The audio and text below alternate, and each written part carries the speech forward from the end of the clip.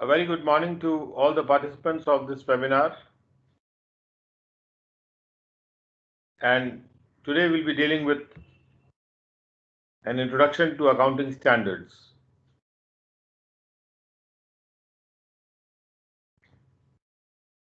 After studying this unit, you'll be able to understand the significance of why accounting standards have been issued or are issued from time to time. You'll also be able to get the objectives, the benefits that we get, and what are the limitations of accounting standards. Accounting standards को issue करने का क्या महत्व है, उसके उद्देश्य क्या हैं, उसके फायदे क्या हैं, उसकी सीमाएं क्या हैं, वो प्रक्रिया क्या है जिस तरह से अकाउंटिंग स्टैंडर्ड्स फॉर्मुलेट किए जाते हैं council of institute of chartered accountants of India के द्वारा,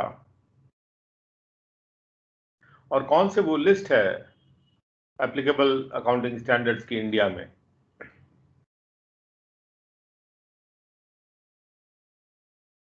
Broadly, the accounting standards deal with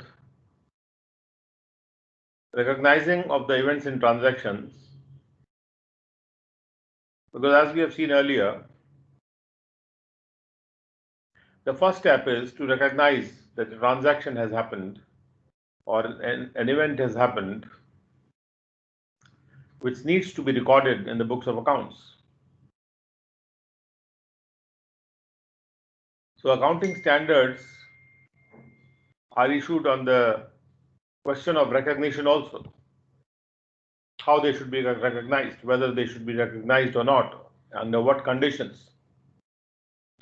Second step is the measurement. First is the recognition, second is the measurement. उसको हम एक मूल्य प्रदान करने के लिए ट्रांजैक्शन या इवेंट को, जिस मूल्य पे हम उसको रिकॉर्ड करेंगे, हम उसका एक माप लेते हैं, जिसको हम दूसरे चैप्टर में स्टडी कर चुके हैं कि मेजरमेंट कैसे किया जाता है. और प्रेजेंट, उसके बाद नेक्स्ट स्टेप है प्रेजेंट करना उसको, यानी कि प्रस्तुत करना, या ये कह सकते हैं कि बुक्स ऑफ अकाउंट्स में रिकॉर्ड करके और उससे फाइनेंशियल स्टेटमेंट तैयार करना, स्टेटमेंट से रिपोर्ट तैयार करना, और उस तरह से बुक्स ऑफ अकाउंट्स, स्टेटमेंट और रिपोर्ट, इन सब चीजों को प्रस्तुत करना. तो recognition, measurement and presentation of the transactions and events,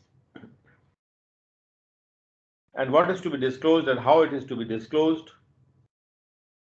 what not to disclose, those are the disclosure requirements. So those are the four topics, the broad topics under which the accounting standards can be studied, because they deal with those issues. So when we formulate the accounting standards, the first thing that we have to do is identify the area for which we have to formulate it. And that area will be one of those four broad topics mentioned here. Once an area is identified, a study group is constituted by the council, and thereafter the study group prepares a draft of the accounting standard, and then it circulates the draft. Once the draft is circulated, the views are ascertained of different bodies on that draft. And thereafter, after having ascertained the views, a final exposure draft is prepared, and then the comments are received on that exposure draft. And on the basis of the comments that are received on the exposure draft, the exposure draft is modified, and finally the accounting standard is issued. Now we know that accounting is a language of the business. Business communicates to the user through this language, and broadly they communicate the financial results of an enterprise to various stakeholders by means of financial statements. लेखांकन business की भाषा है जिसके द्वारा business अपने वित्तीय result को किसी भी एंटरप्राइज के अलग अलग दावेदारों को प्रस्तुत करता है, उनको प्रेषित करता है वित्तीय स्टेटमेंट्स के द्वारा. If the financial accounting process is not properly regulated,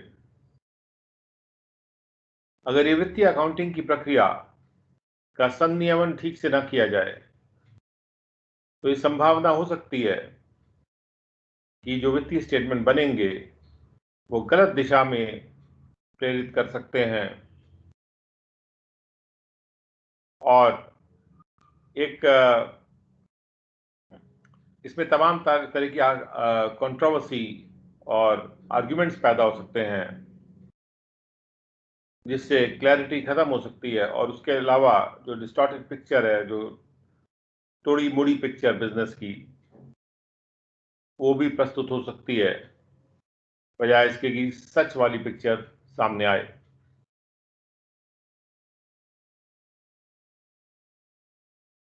So therefore, so that the financial statements do not become misleading, tendentious, or present a distorted picture, the process of financial accounting has to be properly regulated.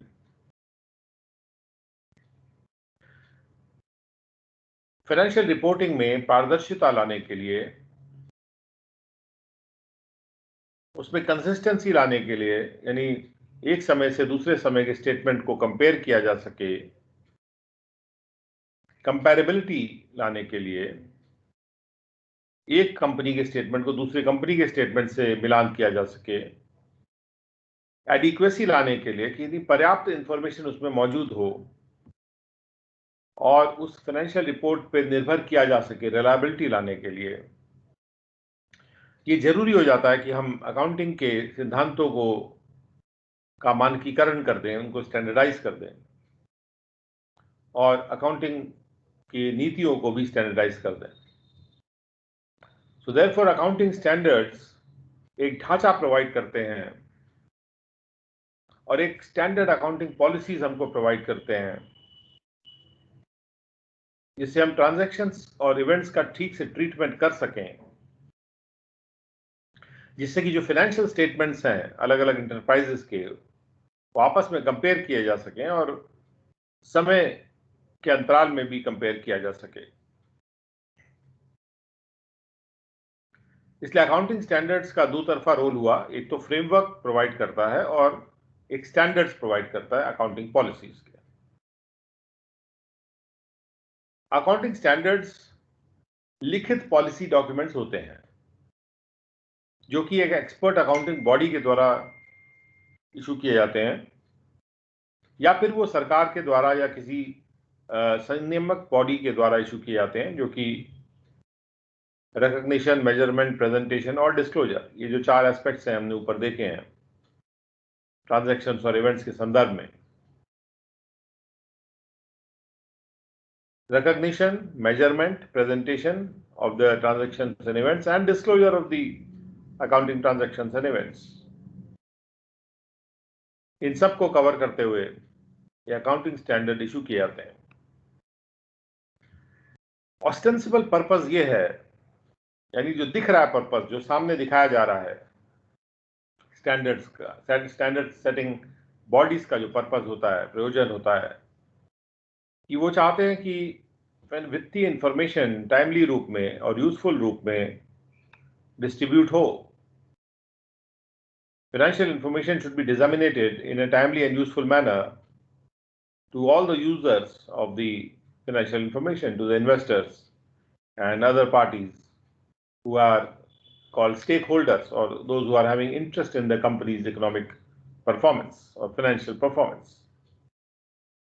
So therefore, the accounting standards will deal with the issues of recognizing, measurement, presentation of the transactions and events, and the disclosure requirements which should be there to enable the public at large and the stakeholders and the other potential investors, we can say users in particular, to get an insight कि उनको अंतर्दृष्टि मिल जाए कि जो financial statements हैं वो क्या दिखाना चाह रहे हैं, और इसके द्वारा उनका काम आसान हो जाए कि वो अपने डिसीजंस जो लें वो इन्फॉर्म्ड बिजनेस डिसीजंस लें और प्रूडेंट केयरफुल बिजनेस डिसीजंस लें।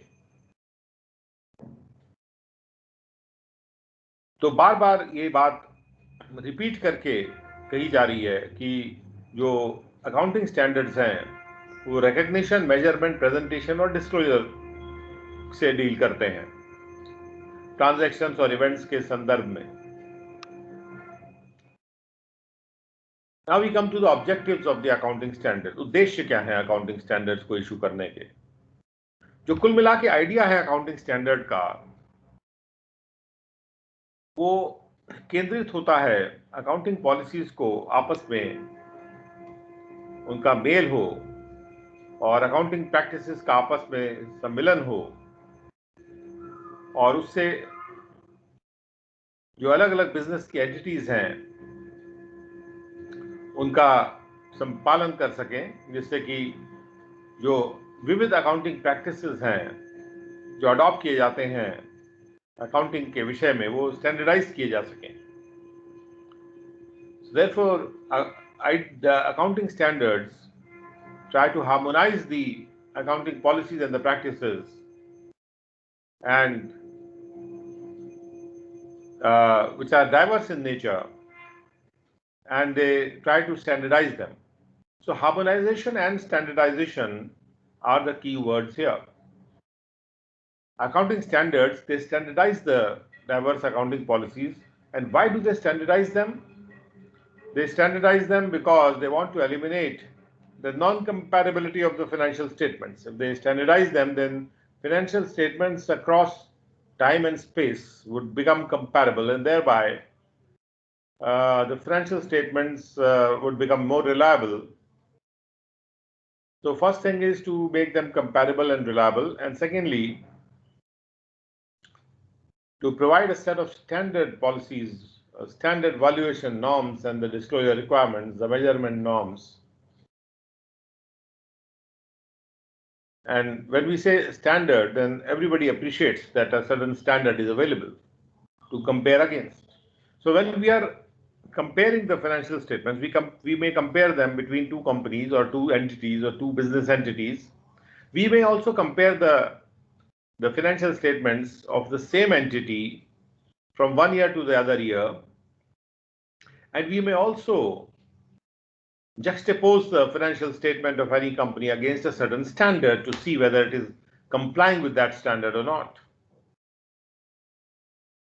So therefore, accounting standards will reduce the alternatives which are available to an accountant in the preparation of the financial statements within the bounds of rationality. Accountant के पास को पूरा का पूरा freedom न दे के कि वो किसी भी तरह से अकाउंट बना दे, एक स्टैंडर्ड वे में उससे ये अपेक्षा की जाती है कि स्टैंडर्ड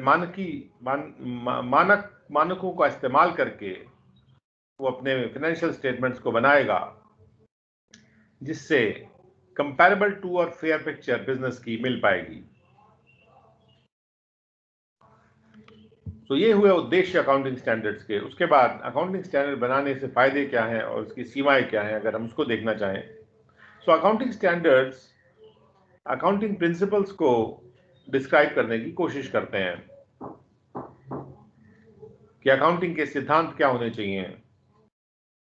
अकाउंटिंग में जब वैल्यूएशन हम करते हैं, मूल्यांकन करते हैं, तो उसकी तकनीकें क्या होनी चाहिए, और अकाउंटिंग प्रिंसिपल्स को लगाने के, अप्लाई करने के मेथड्स कौन से होने चाहिए जब हम वित्तीय स्टेटमेंट्स को प्रिपेयर करते हैं और प्रस्तुत करते हैं, जिससे कि ट्रू और फेयर व्यू मिल सके बिजनेस का। ये बहुत इंपॉर्टेंट है। ट्रू और fair view is the ultimate aim, and comparability helps us to move towards that aim. So by setting the accounting standards, the accountant gets these benefits, that the accountant, for the accountant, the confusing variations which are there among the accounting treatments which are available to an accountant otherwise, will, to a reasonable extent, will get eliminated, so that he will have a reasonable clarity as to how he has to prepare the accounting statement. So first benefit is to remove the confusion and to create clarity. Then another benefit is that there are certain areas where important information are not statutorily required to be disclosed. So the accountant gets confused if the statute is not there, which is telling him to disclose it in a particular manner. Then standards will help his task, because beyond the statute, the standards will help him to disclose what is required to be disclosed in a rational way. Another benefit is when you apply the accounting standards, उससे financial statements compare हो सकते हैं companies के. एक company जो एक part में है दुनिया के, उसका स्टेटमेंट दूसरे पार्ट में जो कंपनी है दुनिया के, उससे कंपेयर किया जा सके, या फिर एक ही देश में जो दो कंपनियां हैं उनका आपस में फाइनेंशियल स्टेटमेंट कंपेयर किया जा सके. लेकिन बहरहाल ये नोट किया जाना चाहिए कि जो डिफरेंस है इंस्टीट्यूशंस में, ट्रेडिशंस में और लीगल सिस्टम्स में एक देश के दूसरे देश के साथ, उससे अकाउंटिंग स्टैंडर्ड्स में अलग अलग देशों के कुछ न कुछ फर्क आ ही जाता है, और उसको अवॉइड भी नहीं किया जा सकता, क्योंकि हर देश का अपना परंपरा है, हर देश के अपने वित्तीय सिस्टम्स हैं, लीगल सिस्टम्स हैं, विधिक सिस्टम्स हैं, विधिक प्रणालियां हैं, हर देश के अपने संस्थान हैं, और इस तरह से हम कह सकते हैं कि हर देश में अपनी एक खासियत है, अपनी एक सोच है अकाउंटिंग के बारे में, और वो सोच जो है ज़रूर परिलक्षित होगी उन देशों के अकाउंटिंग स्टैंडर्ड्स में. और इस तरह से अकाउंटिंग स्टैंडर्ड जो अक्रॉस द वर्ल्ड अगर हम देखें तो थोड़ा बहुत फ़र्क आ ही सकता है. हालांकि इस विषय में भी कोशिश की जाती है कि ये फ़र्क ना रहे. इसको भी हम देखेंगे कि किस प्रकार का फ़र्क अकाउंटिंग स्टैंडर्ड्स का होता है एक देश से दूसरे देश के बीच में, जब हम डिटेल में जाएंगे.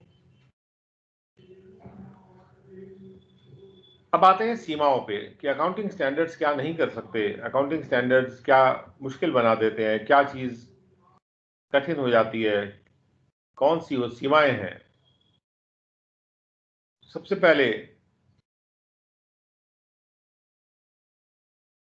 हर सॉल्यूशन जो होता है अकाउंटिंग का, या हर ट्रीटमेंट जो होता है अकाउंटिंग का, उसके अपने आर्ग्यूमेंट्स होते हैं, उसके फेवर में, उसके पक्ष में कुछ बातें होती हैं जो कि उस अकाउंटिंग मेथड को सपोर्ट करती हैं. और इसलिए जब हम चयन कर लेते हैं 2 या 3 पॉलिसीज या स्टैंडर्ड्स के बीच में, तरीकों के बीच में, ट्रीटमेंट्स के बीच में, तो चयन करने से हमको एक सिस्टम के फायदे जिसको हमने नहीं चूज किया है वो फायदे हमको नहीं मिल पाते हैं. दूसरा ये कि अकाउंटिंग स्टैंडर्ड स्टैट्यूट के ऊपर नहीं है. जो लॉ है देश की, जो देश का कानून है, जो देश का विधिक प्रणाली है, वो अकाउंटिंग स्टैंडर्ड्स से सर्वोपरि है. अकाउंटिंग स्टैंडर्ड से ज़्यादा इम्पोर्टेंट नहीं है, और इसलिए अकाउंटिंग स्टैंडर्ड स्टैट्यूट को ओवरराइड नहीं कर सकते. स्टैंडर्ड्स की ज़रूरत होती है, लेकिन जो भी प्रिवेलिंग स्टैट्यूट्स हैं उसके अंतर्गत ही अकाउंटिंग स्टैंडर्ड्स वर्क करते हैं. अब आते हैं कौन सी वो प्रक्रिया है जिस प्रक्रिया के अनुसार हमारे भारत देश में अकाउंटिंग स्टैंडर्ड्स का फॉर्मुलेशन किया जाता है. Institute of chartered accountants of India ये प्रमुख अकाउंटिंग बॉडी है हमारे देश की, और इसने अपने ऊपर एक लीडरशिप का रोल लिया है एक अकाउंटिंग स्टैंडर्ड्स बोर्ड बना के 1977 में. आईसीआई ने महत्वपूर्ण इनिशिएटिव लिए हैं अकाउंटिंग स्टैंडर्ड्स के प्रोसीजर को सेट करने में और इशू करने में. ये सुनिश्चित करने के लिए, ये इंश्योर करने के लिए कि जो स्टैंडर्ड सेट करने की जो प्रक्रिया है वो कंसल्टेटिव हो और ट्रांसपेरेंट हो. जो भी प्रक्रिया है वो आपस में डिस्कशन से हो, डिस्कशन उसमें फ्री होना चाहिए, फ्री एंड फेयर होना चाहिए, कंसल्टेशन फ्री एंड फेयर होना चाहिए, और सभी स्टेक होल्डर्स के साथ कंसल्टेशन होना चाहिए। और ये जो इशू स्टैंडर्ड्स को इशू करने की प्रक्रिया, ये पारदर्शितापूर्ण भी होनी चाहिए, इसमें कुछ छुपा हुआ नहीं होना चाहिए। तो जो अकाउंटिंग स्टैंडर्ड्स बोर्ड है, जिसको कि 1977 में गठित किया गया था, वो क्या करता है कि वो अंतर्राष्ट्रीय जो फाइनेंशियल रिपोर्टिंग के स्टैंडर्ड्स हैं, IFRS, इनको कंसिडर करता है और इनको मद्देनजर रखता है जब वो इंडियन अकाउंटिंग स्टैंडर्ड्स को बना रहा है। और वो कोशिश ये करता है कि ये जो अंतर्राष्ट्रीय फाइनेंशियल रिपोर्टिंग स्टैंडर्ड्स हैं, ये इंटीग्रेट हो जाएं। हमारी जो भी लॉज हैं, कस्टम्स हैं, यूसेजेस हैं, रीतियाँ रिवाज हैं, हमारा जो भी बिजनेस एनवायरनमेंट है देश का, उसके साथ जो इंटरनेशनल फाइनेंशियल रिपोर्टिंग स्टैंडर्ड है वो भी अब इंटीग्रेट हों।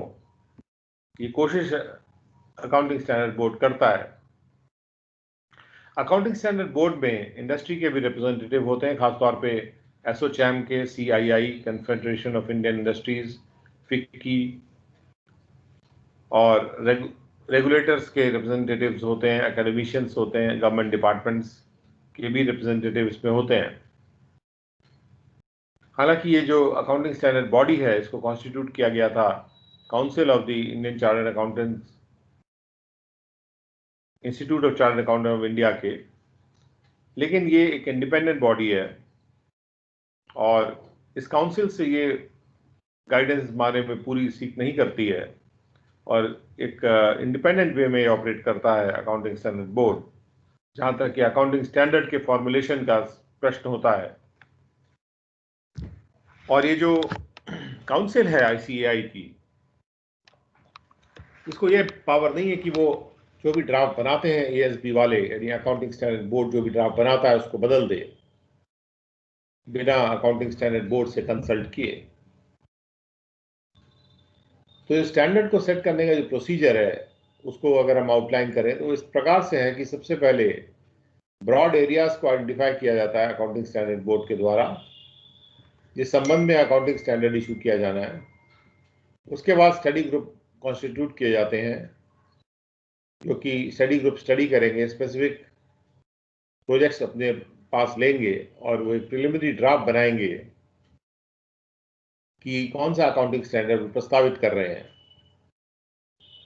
तो जो ड्राफ्ट है सामान्यतः उसमें उस स्टैंडर्ड का ऑब्जेक्टिव होगा, उद्देश्य होगा, उसका स्कोप होगा, कितना व्यापक है, किस किस चीज़ को कवर करता है, जो शब्दों के डेफिनेशंस उसमें होंगे जो अकाउंटिंग स्टैंडर्ड में यूज़ किए जा रहे हैं, किसी भी वस्तु विशेष को या टॉपिक को रिकग्नाइज और मेजर करने के जो सिद्धांत उसमें इस्तेमाल किए गए हैं वो उसमें लिखे होंगे, और प्रेजेंटेशन और डिस्क्लोजर के रिक्वायरमेंट्स भी उसमें होंगे जो ड्राफ्ट बनाया जाएगा। उसके बाद ये प्रिलिमिनरी ड्राफ्ट जब बन जाता है तो इसको उस पर सोच विचार किया जाता है, और सोच विचार के बाद इसमें चर्चा की जाती है, और चर्चा के बाद इस ड्राफ्ट का रिवीजन होता है, और रिवीजन के बाद इसका फिर सर्कुलेशन होता है, काउंसिल के मेंबर्स को जाता है, ICAI के और दूसरी बॉडीज के पास भी जाता है, चर्चा के लिए सर्कुलेट किया जाता है, जैसे company affairs department, SEBI, CAG, CBDT, जो standing conference of public enterprise है, और भी कई बॉडीज के पास ये जाता है कमेंट्स के लिए। उसके बाद ये जो स्पेसिफाइड आउटसाइड बॉडीज हैं, इसके रिप्रेजेंटेटिव्स के साथ मीटिंग की जाती है, ये पता लगाने के लिए कि उनके व्यूज़ क्या हैं उस ड्राफ्ट पे और प्रस्तावित अकाउंटिंग स्टैंडर्ड्स पे। और ये व्यूज़ प्राप्त करने के बाद एक एक्सपोजर ड्राफ्ट को फाइनलाइज किया जाता है और उसको इशू किया जाता है, और पब्लिक के कमेंट्स फिर मांगे जाते हैं। उसके बाद जो भी कमेंट्स आते हैं पब्लिक के और दूसरे लोगों के, तो उन कमेंट्स को आने के बाद फिर से एक्सपोजर ड्राफ्ट को फाइनलाइज किया जाता है, उसमें जो भी मॉडिफिकेशन है वो करने के बाद एक draft accounting standard form finalise किया जाता है, जिसको कि काउंसिल ऑफ द आईसीएआई को सबमिट करना है उसके कंसिडरेशन और अप्रूवल के लिए। तो फाइनली काउंसिल जो है वही अप्रूव करेगी अकाउंटिंग स्टैंडर्ड के ड्राफ्ट को।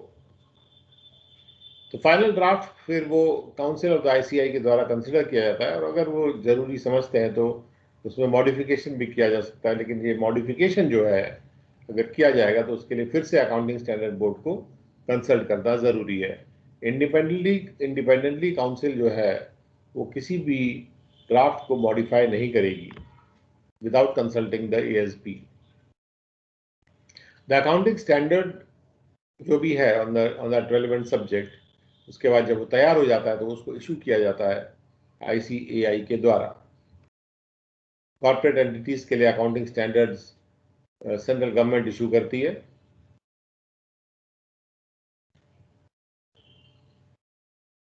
और जो नॉन कॉर्पोरेट एंटिटीज हैं उनके लिए आईसीएआई इशू करता है अकाउंटिंग स्टैंडर्ड। तो एक बार के लिए जस्ट एक नज़र लेते हैं कि कौन कौन से अकाउंटिंग स्टैंडर्ड्स हैं जो इंडिया में अभी चल रहे हैं, जिनको कि अकाउंटिंग स्टैंडर्ड्स बोर्ड के द्वारा बनाया गया है, और वो उन्होंने एस्टैब्लिश किए हैं ऐसे स्टैंडर्ड्स, इनको कंप्लाई करना ज़रूरी है बिजनेस एंटिटीज़ के द्वारा, जिससे कि जो भी फाइनेंशियल स्टेटमेंट्स तैयार किए जाते हैं वो जनरली एक्सेप्टेड, सामान्यतः स्वीकृत अकाउंटिंग सिद्धांतों के अनुसार तैयार हों। तो ब्रॉडली जो अभी अकाउंटिंग स्टैंडर्ड चल रहे हैं, ES1 disclosure of accounting policies के बारे में है, ES2 वैल्यूएशन इन्वेंटरीज पे है, ES3 कैश फ्लो स्टेटमेंट्स पर है, ES4 contingencies and events occurring after the balance sheet date उसके बारे में है, ES5 net profit या loss for the period, prior period items, changes in accounting policies विषय पे है। तो इसी प्रकार से अलग अलग बहुत महत्वपूर्ण विषय हैं डेप्रिसिएशन अकाउंटिंग, कंस्ट्रक्शन कॉन्ट्रैक्ट्स की accounting, research and development institutes के जो अकाउंटिंग होती है, रेवेन्यू को कैसे किस आधार पे कब कब रिकॉग्नाइज करना है, प्रॉपर्टी प्लांट और इक्विपमेंट को किस प्रकार से दर्शाना है, फॉरेन एक्सचेंज के रेट्स जब बदलते हैं तो उसका क्या बदलाव आता है, सरकार की तरफ से जो ग्रांट मिलती है उसकी अकाउंटिंग कैसे होती है, ES12 है इसमें। ऐसे इन्वेस्टमेंट्स की अकाउंटिंग, अमेलगमेशन की अकाउंटिंग ES14 है, एम्प्लॉयज़ को जो बेनिफिट्स मिलते हैं उसकी अकाउंटिंग कैसे की जाएगी, बोरिंग कॉस्ट को कैसे खातों में लाना है, segment reporting, related party disclosures. इस प्रकार से और भी टॉपिक्स हैं आप देख सकते हैं, जो कि टैक्सेस की अकाउंटिंग भी इसमें है, इनकम टैक्सेस की अकाउंटिंग। और यहाँ पर हमारे पास टोटल 29 अकाउंटिंग स्टैंडर्ड्स हैं जो इस वक्त इशूड है, और अलग अलग टॉपिक पर ये हैं जिनका कि इस्तेमाल बिजनेस एंटिटीज़ को करना जरूरी है। अब थोड़ा सा testing of the knowledge. Accounting standards non corporate entities के लिए किसके द्वारा इशू किए जाते हैं? तो ये इंस्टीट्यूट ऑफ चार्टर्ड अकाउंटेंट्स के द्वारा इशू किए जाते हैं। कॉर्पोरेट एंटिटीज़ के लिए सेंट्रल गवर्नमेंट इशू करेगी। अकाउंटिंग स्टैंडर्ड्स क्या करते हैं? वो अकाउंटिंग पॉलिसीज़ को हार्मोनाइज करते हैं, नॉन कंपेरेबिलिटी को एलिमिनेट करते हैं, और फाइनेंशियल स्टेटमेंट्स की रिलायबिलिटी को इम्प्रूव करते हैं। ये सारी तीनों चीज़ें सही हैं। और इसके बाद ये जरूरी है कि it is essential to standardise the accounting principles and policies in order to ensure transparency, comparability and consistency. So these all the three are correct, and therefore all the three will be the answer in this case. So having gone through an introduction of the accounting standards, now we go on to study of the Indian accounting standards. Now, while studying this particular topic of Indian accounting standards, we will be understanding the significance as to why Indian accounting standards have been issued, and we'll also learn the need as to why those accounting standards have been issued. So first of all, let us understand very clearly that Indian accounting standards are issued to converge towards the global standards, because there are already international financial reporting standards available. So what was the need to issue the Indian accounting standard when the international accounting standards were already available? The need is to converge them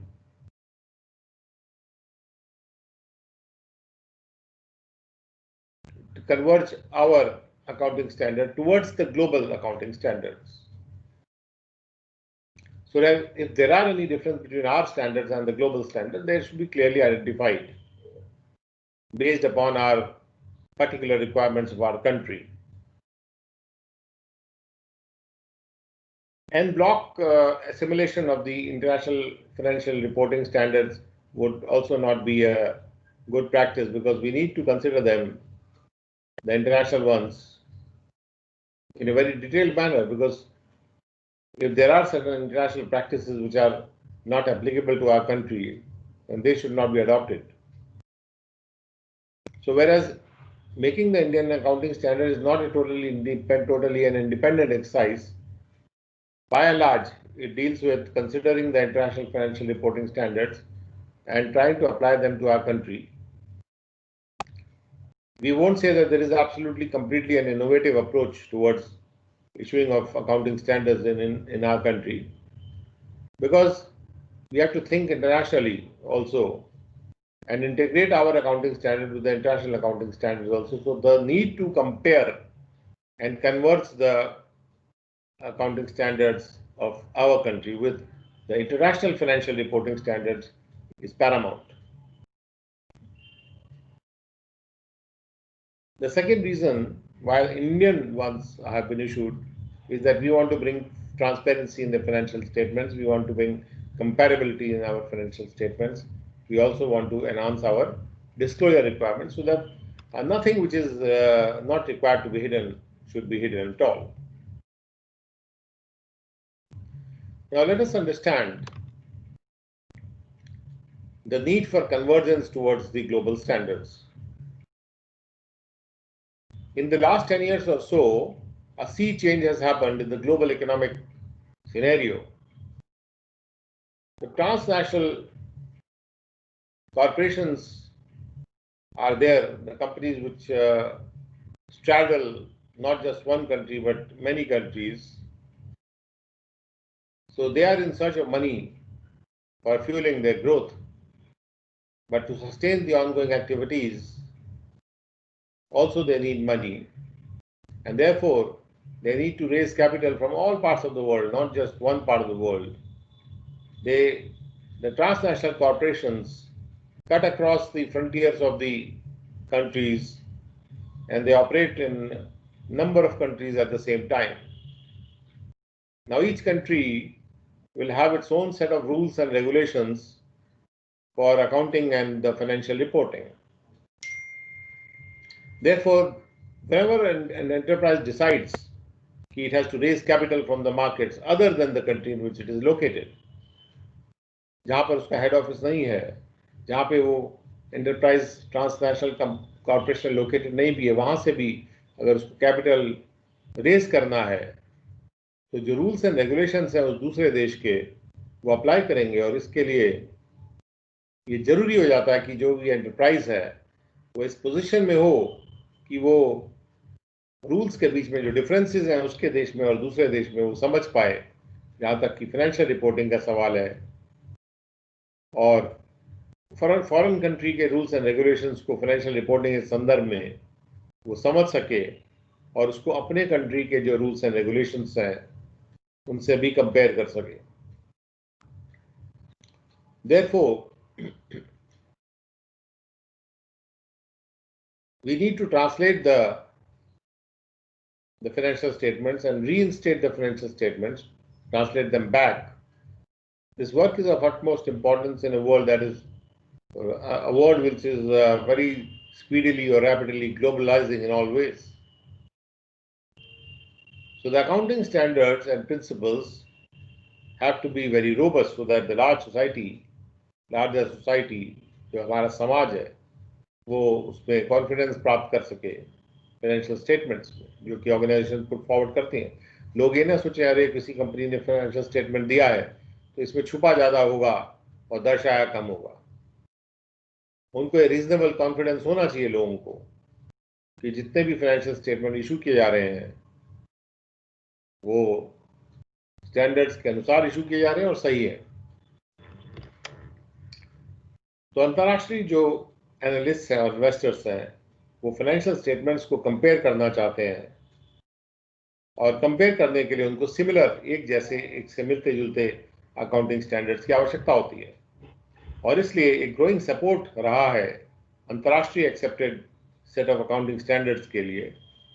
जहाँ तक कि cross border जो statements file करने वाली बात होती है, जहाँ भी उसकी ज़रूरत आती है उसके लिए एक सपोर्ट आ गया है कि इंटरनेशनली स्वीकृत सेट ऑफ अकाउंटिंग स्टैंडर्ड होने चाहिए।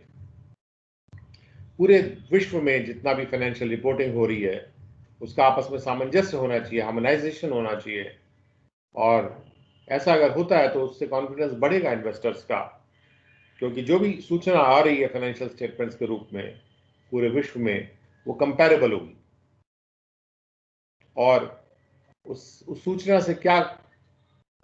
से ये पॉसिबल होगा जानना कि अगर इन्वेस्टर्स उस कंपनी में इन्वेस्ट करते हैं तो किस प्रकार का रिस्क वो ले रहे हैं, कितना स्ट्रांग रिस्क उनका है, क्योंकि कोई भी बिजनेस या इन्वेस्टिंग का काम है वो रिस्क से भरा होता है और कभी कभी ज़्यादा रिस्क लेने से ज़्यादा फायदा होता है, लेकिन किसी भी व्यक्ति को नुकसान भी हो सकता है ज़्यादा रिस्क लेने से। तो रिस्क को एसरटेन करना, रिस्क को पता लगाना, ये बहुत ही इंपॉर्टेंट काम होता है किसी भी इन्वेस्टर के लिए।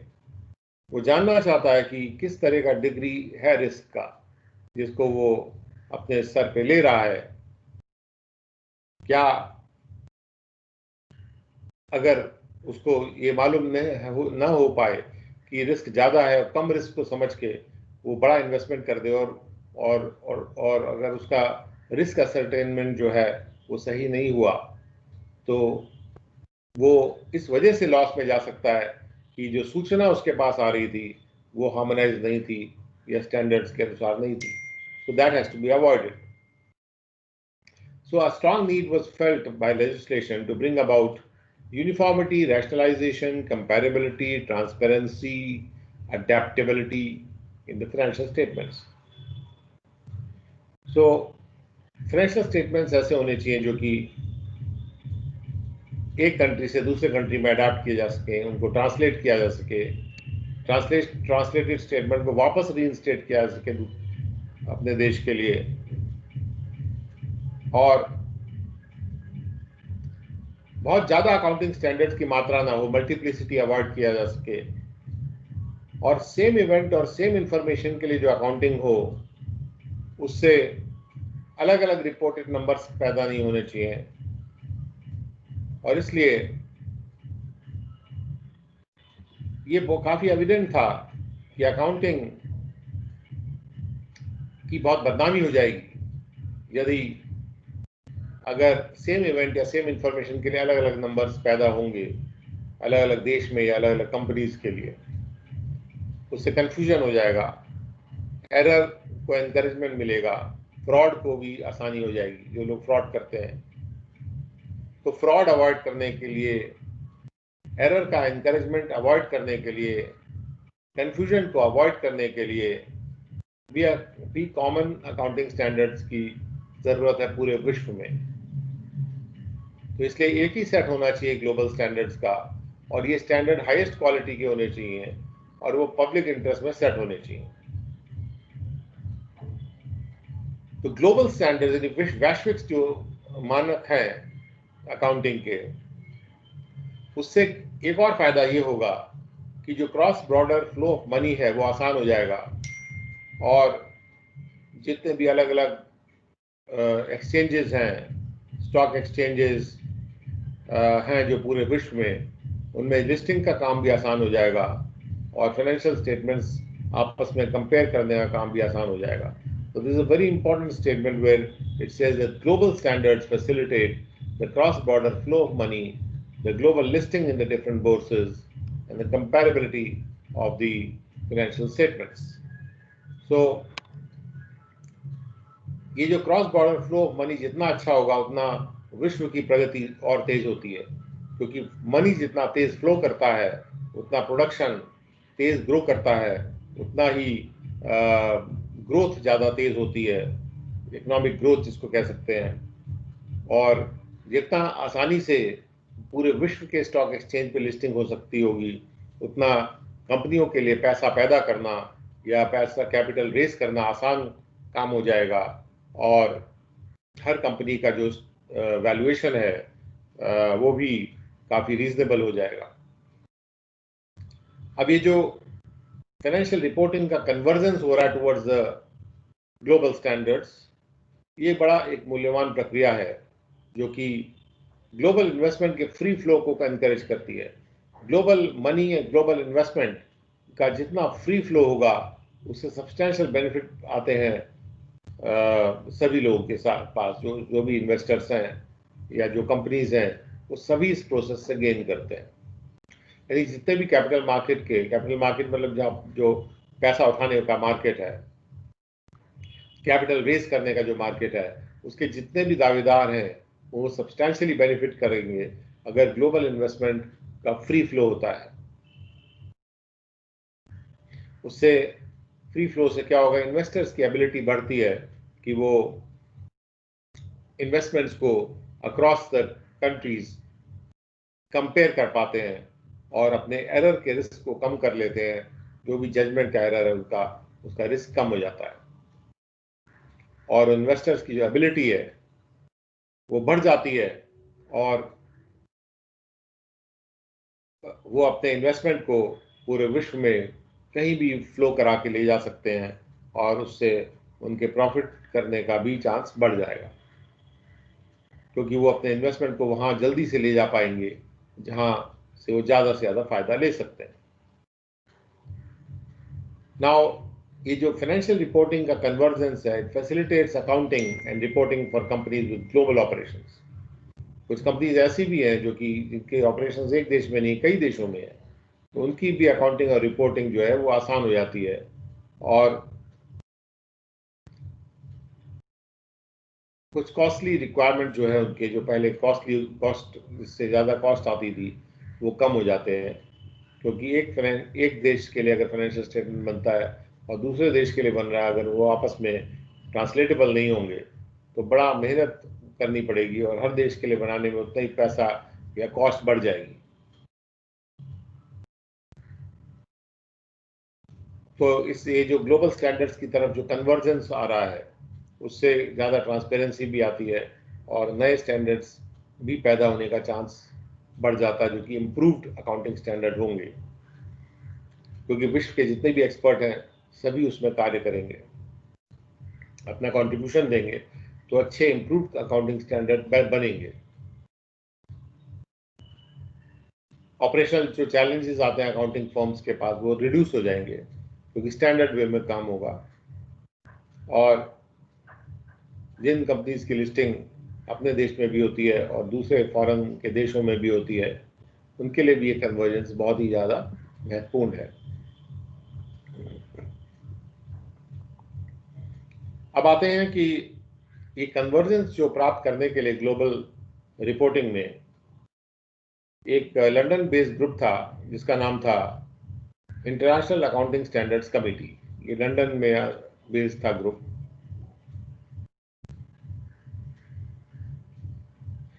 और ये जो ग्रुप जो है ये जिम्मेदार है इंटरनेशनल अकाउंटिंग स्टैंडर्ड्स को डेवलप करने के लिए, और इस ग्रुप को एस्टैब्लिश किया गया था जून 1973 में। आपने देखा है कि हमारे देश में जो अकाउंटिंग स्टैंडर्ड बोर्ड है वो 1977 में गठित किया गया। उसके पहले 4 साल पहले ये लंदन बेस्ड ग्रुप गठित किया गया इंटरनेशनल अकाउंटिंग स्टैंडर्ड्स कमेटी के रूप में। आजकल इसका नाम है international accounting standards board, IASB। और अगर आप इसको हमारे देश के बॉडी से कंपेयर करें उसका नाम है CASB। सो ये IASC जो था, जो बनाया गया था लंदन में, इसमें प्रोफेशनल अकाउंटेंसी की बॉडीज भी थी 75 कंट्रीज की, मतलब एक इंटरनेशनल कमिटी है ये, जिसमें कि 75 कंट्रीज के अकाउंटेंसी के बॉडीज के प्रोफेशनल्स थे, और ICAI जो इंडिया का चार्टर्ड अकाउंटेंट इंस्टीट्यूट है, उसके भी इसमें प्रोफेशनल्स शामिल थे। और मुख्यतः ये जो IASC इस्टेब्लिश की गई थी, ये पब्लिक इंटरेस्ट में इस्टेब्लिश किया गया था इसको, जिससे इंटरनेशनल अकाउंटिंग स्टैंडर्ड्स को फॉर्मुलेट और पब्लिश करें, जिनको फॉलो किया जाएगा प्रस्तुतिकरण के लिए अकाउंट ऑडिटेड फाइनेंशियल स्टेटमेंट्स के। तो अंतर्राष्ट्रीय जो अकाउंटिंग स्टैंडर्ड्स हैं, इनको इशू किया गया। इंटरनेशनल अकाउंटिंग स्टैंडर्ड्स को स्वीकृत कराने के लिए पूरे दुनिया में, और जो मेंबर्स थे IASC के, उन्होंने अपनी ऊपर जिम्मेदारी ली थी कि वो जो भी स्टैंडर्ड्स पब्लिश होंगे या प्रोमलगेट होंगे, इशू किए जाएंगे, तो उन अलग अलग 75 देशों के लोगों ने उसको रिस्पॉन्सिबिलिटी ली थी कि वो अपने अपने देश में उसका प्रचार प्रसार करेंगे। तो 1973 और 2001 के बीच में ये जो IASC है, इन्होंने इंटरनेशनल अकाउंटिंग स्टैंडर्ड को रिलीज किया था। तो 2001 तक ये रिलीज करने की प्रक्रिया चलती रही। 1997 और 99 के बीच में, बिटवीन 1997 और 1999, IASC ने अपने आप को रिस्ट्रक्चर कर दिया था, और उससे क्या हुआ कि एक इंटरनेशनल अकाउंटिंग स्टैंडर्ड बोर्ड तैयार किया गया, IASB। Now these changes came into effect on 1st of April 2001. जो रिस्ट्रक्चरिंग हुई वो 1 अप्रैल 2001 से इफेक्ट में आई, और बाद में ये जो इंटरनेशनल अकाउंटिंग स्टैंडर्ड बोर्ड बनाया, इन्होंने स्टेटमेंट्स जो थे करंट और फ्यूचर स्टैंडर्ड्स के, वो रिलीज किए, इशू किए। IASB अपने स्टैंडर्ड को पब्लिश करती है अनाउंसमेंट्स करके, एक सीरीज ऑफ अनाउंसमेंट्स के द्वारा, जिसको कहते हैं हम इंटरनेशनल फाइनेंशियल रिपोर्टिंग स्टैंडर्ड्स। और IASB जो है, उसने जो इसके पहले IAS या IASC था, उसके द्वारा इशू जो स्टैंडर्ड थे, जो 2001 तक इशू किए गए थे, उनको रिजेक्ट नहीं किया है। जो IASC के द्वारा इशूड स्टैंडर्ड थे, उनको कहा जाता है, उनका नाम दे दिया गया इंटरनेशनल अकाउंटिंग स्टैंडर्ड्स, और जो IASB के द्वारा इशूड स्टैंडर्ड्स हैं, उनका नाम दिया गया इंटरनेशनल फाइनेंशियल रिपोर्टिंग स्टैंडर्ड्स। तो इंटरनेशनल अकाउंटिंग स्टैंडर्ड जो है, ये पहले वाले हैं जो 1973 और 2001 के बीच में इशू किए गए थे। उसके बाद इंटरनेशनल फाइनेंशियल रिपोर्टिंग स्टैंडर्ड्स हैं, जो कि IASB के द्वारा इशू किए गए हैं, और इंटरनेशनल अकाउंटिंग स्टैंडर्ड जो है, ये IASC के द्वारा इशू किए गए थे। और उसके बाद कई इंटरप्रिटेशंस भी इशू किए गए हैं स्टैंडर्ड इंटरप्रिटेशन कमिटी के द्वारा, और एक IFRS इंटरप्रिटेशन कमिटी भी है IASB की, उन्होंने भी इंटरप्रिटेशंस इशू किए हैं। इंटरप्रिटेशंस का मतलब है जहाँ पर भी कोई सामंजस्य बैठाना है पुराने स्टैंडर्ड्स में, जो IAS हैं और जो IFRS हैं, वो वहाँ पे ये इंटरप्रिटेशन कमिटी काम करती है। तो ये जो इंटरनेशनल फाइनेंशियल रिपोर्टिंग स्टैंडर्ड्स हैं, इनको माना जाता है कि ये जो है, ये सिद्धांतों पे आधारित सेट ऑफ स्टैंडर्ड्स हैं। इनफैक्ट ये ब्रॉड रूल्स बताते हैं और स्पेसिफिक ट्रीटमेंट नहीं बताते, ये नहीं बताते, एक एक चीज को बहुत डिटेल में कवर नहीं करते हैं, और सिद्धांत पे इनका फोकस रहता है। हर जो मेजर देश है वो इनको अडॉप्ट करने की तरफ बढ़ रहा है काफी हद तक, कुछ हद तक। और बहुत सारी ऐसी अथॉरिटीज हैं जो कि ये जरूरी करती हैं कि पब्लिक कंपनीज या जो देश की कंपनीज हैं, जो जहाँ पे जिसमें कि पब्लिक इन्वेस्ट करती है, वो IFRS को यूज करें स्टॉक एक्सचेंज में लिस्टिंग के पर्पसेस के लिए। और उसके अलावा बैंक्स, इंश्योरेंस कंपनीज और स्टॉक एक्सचेंजेस भी IFRS को यूज करते हैं अपनी स्टैट्यूटरी जो रिपोर्ट्स वो चाहते हैं उन रिपोर्ट्स के लिए। और इसलिए अगले कुछ सालों में कई हजार कंपनियां ऐसी हैं जो कि अंतर्राष्ट्रीय स्टैंडर्ड्स को अडॉप्ट कर लेंगी, और इस रिक्वायरमेंट की वजह से जो banks, insurance company, stock exchanges और बहुत सारी जो अथॉरिटीज़ हैं जो ज़रूरी कर रही हैं IFRS को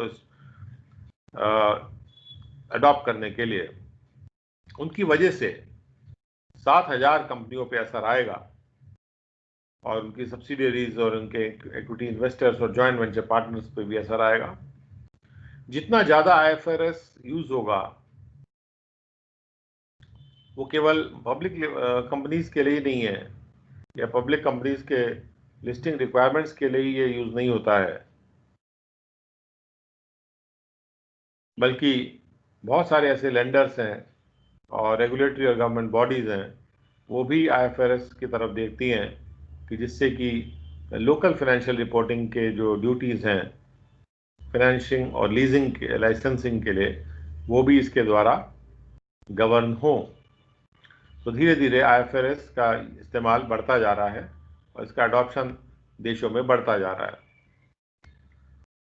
जब ये IFRS कन्वर्ज होते हैं पूरे विश्व में तो इसके बहुत सारे बेनिफिट्स हैं, और इसका बेनिफिट इकोनॉमी को भी होता है, इसका बेनिफिट इन्वेस्टर्स को भी होता है, इस कन्वर्जेंस का बेनिफिट इंडस्ट्री को भी होता है।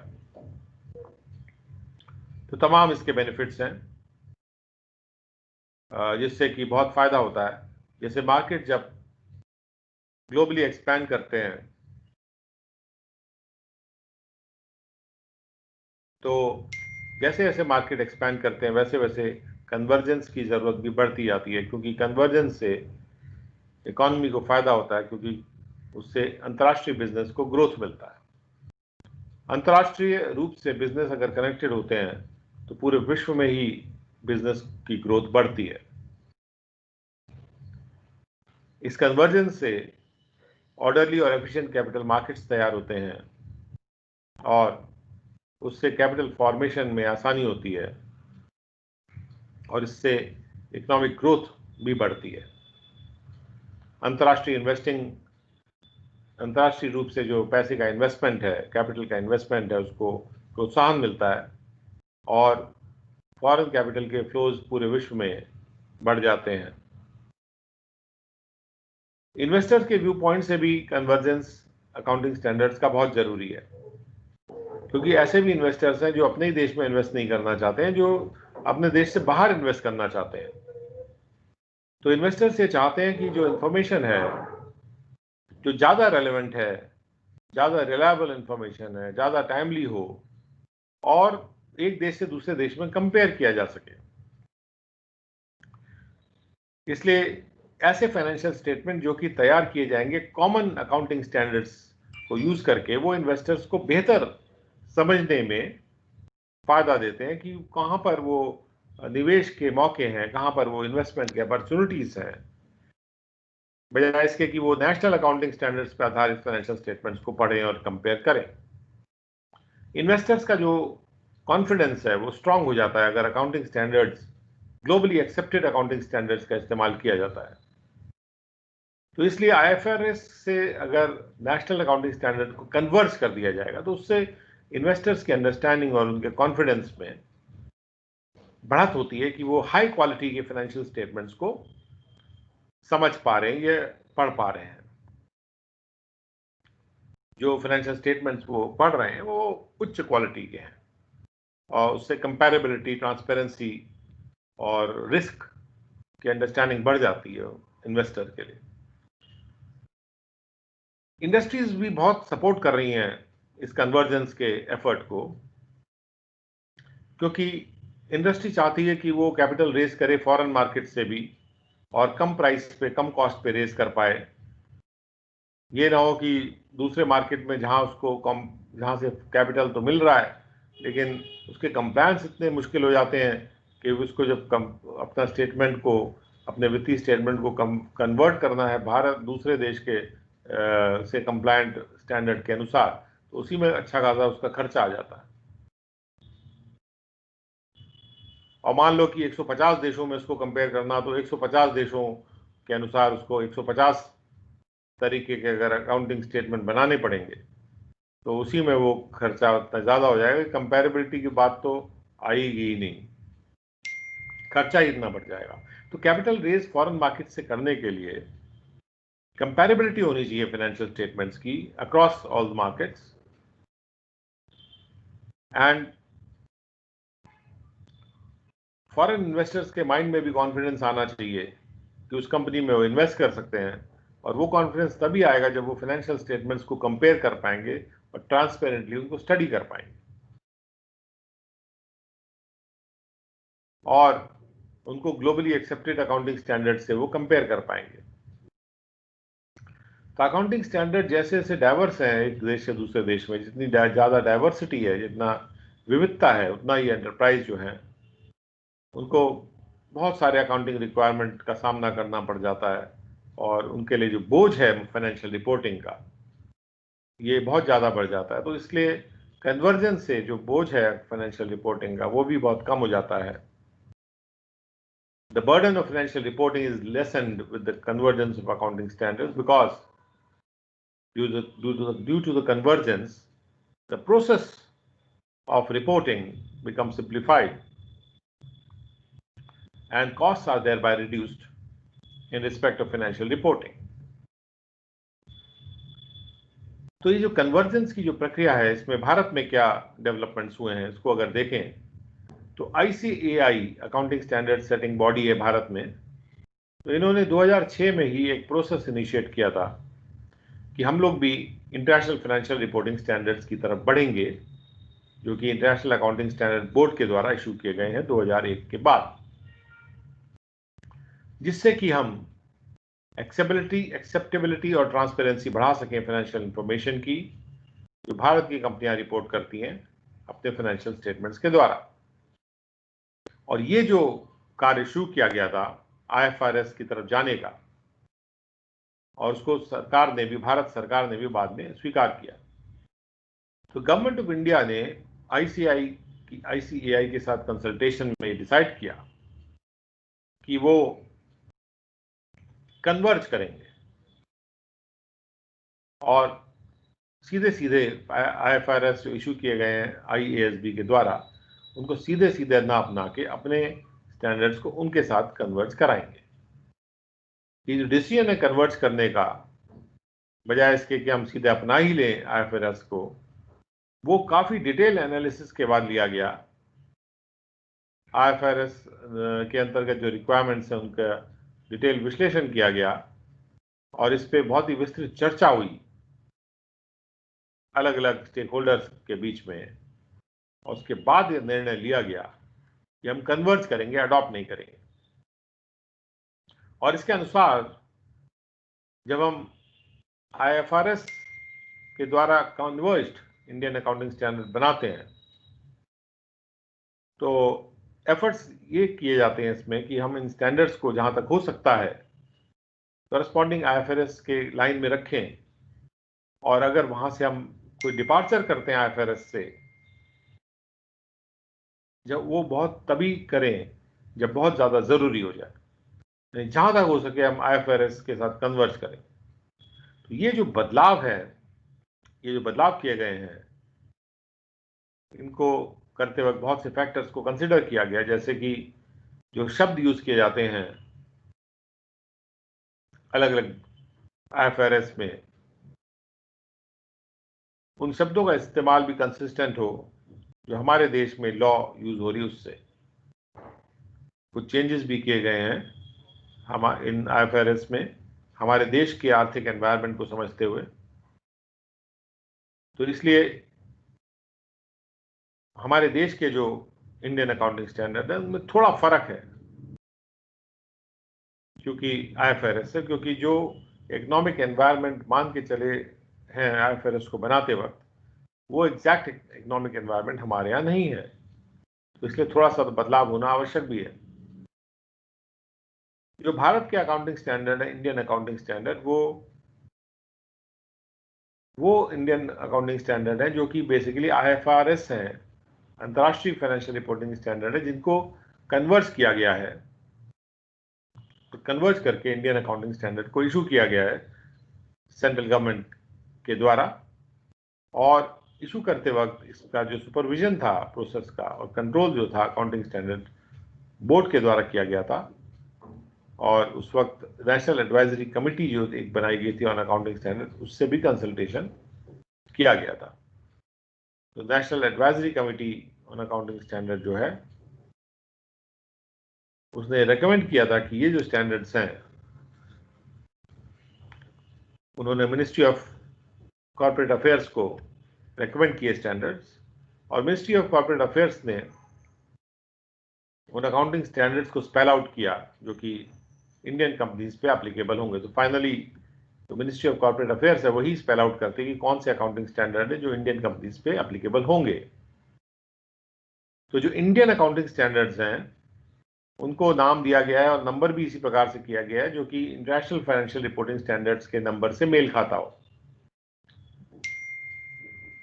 शुरू में इंडियन अकाउंटिंग स्टैंडर्ड से ये अपेक्षा की गई थी कि वो 2011 से इंप्लीमेंट होंगे, लेकिन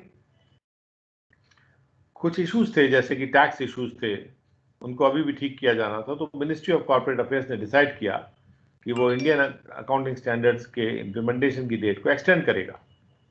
तो बाद में जुलाई 2014 में भारत के फाइनेंस मिनिस्टर जो उस वक्त थे, उन्होंने अनाउंस किया था कि एक अर्जेंसी आ गई है कि हम कन्वर्ज करें अपने एग्जिस्टिंग अकाउंट स्टैंडर्ड्स को इंटरनेशनल फाइनेंशियल रिपोर्टिंग स्टैंडर्ड्स के साथ, और इसके लिए हम नए इंडियन अकाउंटिंग स्टैंडर्ड को अडॉप्ट करें, इंडियन कंपनीज के लिए अडॉप्ट करवाएं। ये जो अनाउंसमेंट जुलाई 2014 में वित्त मंत्री, भारत के वित्त मंत्री जी के द्वारा किया गया, इसके परसुएंस में कई स्टेप्स लिए गए ये काम आसान बनाने के लिए कि ये जो इम्प्लीमेंटेशन है IFRS से कन्वर्ज्ड इंडियन अकाउंटिंग स्टैंडर्ड को इम्प्लीमेंट करने का, वो जल्दी से किया जा सके। और इस डायरेक्शन में मूव करते हुए जो मिनिस्ट्री ऑफ कॉर्पोरेट अफेयर्स है, उन्होंने इशू किए companies Indian accounting standard rules 2015। ये 2015 में इशू किए गए, इसका नाम है companies Indian accounting standard rules 2015। और ये जो इशू किए गए, इसको नोटिफिकेशन डेटेड फरवरी 16, 2015 के द्वारा इशू किया गया, और इसमें एक रिवाइज रोड मैप दिया गया था कि किस प्रकार से इंडियन अकाउंटिंग स्टैंडर्ड इंप्लीमेंट किए जाएंगे ऐसी कंपनीज के लिए जो बैंकिंग कंपनीज नहीं है, इंश्योरेंस कंपनीज नहीं है, और NBFC non banking financial companies भी नहीं है। और किस प्रकार से इंडियन अकाउंटिंग स्टैंडर्ड को कब तक इशू किया जाएगा, और रिवाइज्ड रोड मैप ये इशू किया गया। और ये जो नोटिफिकेशन था फरवरी 16, 2015 का, इसके अनुसार इंडियन अकाउंटिंग स्टैंडर्ड को जो कन्वर्ट कर दिया गया था इंटरनेशनल फाइनेंशियल रिपोर्टिंग स्टैंडर्ड के साथ, वो इम्प्लीमेंट किए जाने थे वॉलंटरी बेसिस पे, यानी स्वयं उसको स्वयं स्वीकृत बेसिस पे, आधार पे इनको इम्प्लीमेंट किया जाना था 1 अप्रैल 2015 से। और उसके बाद 1 अप्रैल 2016 से इसको मैंडेटरी किया जाना था, यानी जरूरी किया जाना था। बाद में 2016 में जो मिनिस्ट्री ऑफ कॉर्पोरेट अफेयर्स ने NBFCs के लिए भी एक नोटिफाइड रोड मैप निकाला, जिसमें कि नॉन बैंकिंग फाइनेंशियल कंपनीज के लिए भी एक रोड मैप निकाला कि वो कैसे इंप्लीमेंट करेंगे ये जो कन्वर्ज इंडियन अकाउंटिंग स्टैंडर्ड्स को, जो कि IFRS से कन्वर्ज थे। और उन्होंने इम्प्लीमेंटेशन डेट अनाउंस की इंडियन अकाउंटिंग स्टैंडर्ड्स के लिए जो NBFCs हैं उनके लिए। इसी प्रकार से बैंकिंग और इंश्योरेंस रेगुलेटरी जो अथॉरिटीज़ हैं भारत में, उन्होंने भी अपने अपने अलग अलग रोड मैप इशू कर दिए हैं इस कन्वर्ज इंडियन अकाउंटिंग स्टैंडर्ड के इम्प्लीमेंटेशन के लिए, या मैंडेटरी इम्प्लीमेंटेशन के लिए बैंकिंग और इंश्योरेंस कंपनी के द्वारा भी। तो फाइनली अगर हम देखें कि कौन से वो अकाउंटिंग स्टैंडर्ड हैं जो कि भारत में अब इम्प्लीमेंटेशन में है, तो हमारे पास ये 4141 डिफरेंट अकाउंटिंग स्टैंडर्ड है, ये सारे के सारे कन्वर्ज्ड अकाउंटिंग स्टैंडर्ड है, और जो नंबर इनको दिए गए हैं वो नंबर जो इंटरनेशनल फाइनेंशियल रिपोर्टिंग स्टैंडर्ड के नंबर्स हैं, कॉरस्पॉन्डिंग नंबर्स, उससे मैच करा के दिए गए हैं। तो कुल मिला के आप देख सकते हैं कि 41 इंडियन अकाउंटिंग स्टैंडर्ड हैं जो इशू किए गए हैं, और इससे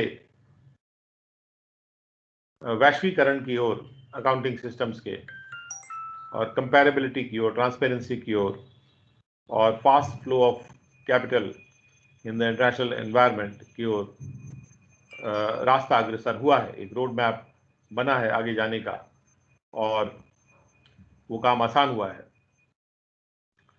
तो इसके साथ कुछ क्वेश्चंस देख लेते हैं। ग्लोबल स्टैंडर्ड से क्या होता है? Global standards facilitate cross border flow of money, the comparability and the global listing in different bourses. ये अलग अलग जो स्टॉक एक्सचेंजेस हैं उसको बोर्सेस कहा जाता है, कि ये सारी चीज़ें, तीनों चीज़ें फैसिलिटेट होती हैं, आसान बनती हैं अगर ग्लोबल स्टैंडर्ड से हम कंप्लाई करते हैं। गवर्नमेंट ऑफ इंडिया ने ICAI की कंसल्टेशन में ये डिसाइड किया कि हम IFRS के साथ कन्वर्ज करेंगे, तो एक कन्वर्जेंस की तरफ डिसीजन हुआ था। So B is the right answer. और ये जो कन्वर्जेंस है IFRS के द्वारा, उससे क्या हो रहा है? क्या इससे फाइनेंशियल स्टेटमेंट को बनाने का काम आसान होता है, सिंप्लीफाई होता है? क्या इससे फाइनेंशियल स्टेटमेंट्स के कॉस्ट में रिडक्शन होता है? क्या इससे ग्लोबल इन्वेस्टर्स के अंडरस्टैंडिंग और कॉन्फिडेंस में इम्प्रूवमेंट आता है कि वो हाई क्वालिटी फाइनेंशियल स्टेटमेंट्स बना सकते हैं? तो अगर हम इसको ध्यान से देखें कि जो कन्वर्जेंस क्यों किया जा रहा है IFRS के द्वारा, कन्वर्जेंस करने से कॉस्ट इसलिए कम होती है फाइनेंशियल स्टेटमेंट्स की, क्योंकि बहुत ज़्यादा अलग अलग अकाउंटिंग स्टैंडर्ड्स के होने से ट्रांसलेटेबिलिटी कम हो जाती है और कॉस्ट बढ़ जाती है। इसी प्रकार से जो प्रोसेस है फाइनेंशियल स्टेटमेंट्स को प्रिपेयर करने का, वो भी कॉम्प्लेक्स हो जाता है। तो इसलिए हम ये कहेंगे कि both A and B are true here. At the same time, ये जो लास्ट पॉइंट है which says that it facilitates global investors understanding and confidence, this is the most important point here. तो अगर हमें कंपेयर करना पड़े कि इनमें से राइट आंसर क्या होगा, तो will focus on this point number D, that convergence से जो ग्लोबल इन्वेस्टर्स हैं उनके अंडरस्टैंडिंग और कॉन्फिडेंस में ग्रोथ आती है कि हाई क्वालिटी फाइनेंशियल स्टेटमेंट्स को वो उनको मिल सकते हैं। तो this is the most important point here, and therefore that is the right answer. So with that, we have come to the end of an introduction to the accounting standards that we gave you, and you might have understood that how we are converging towards international financial reporting standards in the entire world, and we are almost at the verge of doing that. And while we are studying, we can say that it is now mandatory for those 41 standards to be implemented by all the companies. So therefore, this was just an introduction. Of course, we'll go into the details later on in our detailed study of the financial reporting standards. So with that, we come to the end of this particular session. An introduction to the accounting standards, and rather I would say an introduction to the process of formulating the accounting standards, and to the process of converging our standards with the international financial reporting standards. So thank you very much for having joined us for this session.